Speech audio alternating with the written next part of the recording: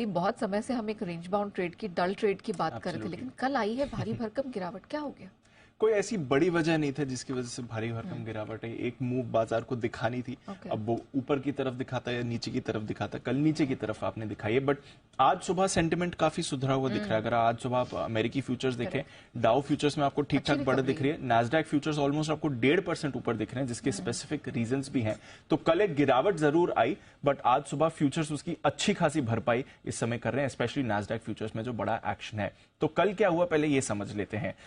1 से 2% की आपने गिरावट देखी है। लंबे समय बाद आपने इतनी बड़ी गिरावट आती हुई देखी, क्योंकि इससे पहले बहुत ही सीमित दायरे में आपको रोज कारोबार होते हुए दिख रहा था, बट कल एक बड़ी गिरावट आई है नंदलेस। 350 अंक फिसलकर हमने देखा डाउ दिन के निचले स्तर पर बंद हुआ।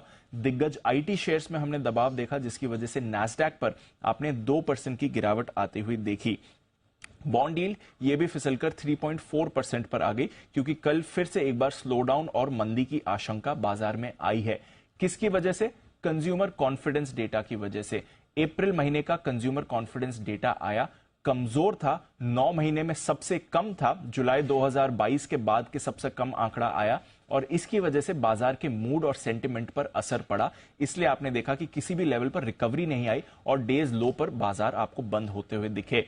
इसमें अर्निंग्स का भी रोल था, बैंक शेयर्स का भी रोल था। बैंक शेयर्स में स्पेशली कल हमने भारी गिरावट आती हुई देखी। फर्स्ट रिपब्लिक बैंक, जहां पर हमें परसों पोस्ट मार्केट ट्रेडिंग में 20% शेयर टूटने के बाद अंदाजा लगी गया था कि ये कमजोर होने वाला है, कल 50% ये शेयर टूटा है, आधा हो गया कल वैल्यू में, और रिकॉर्ड निचले स्तर पर आ गया।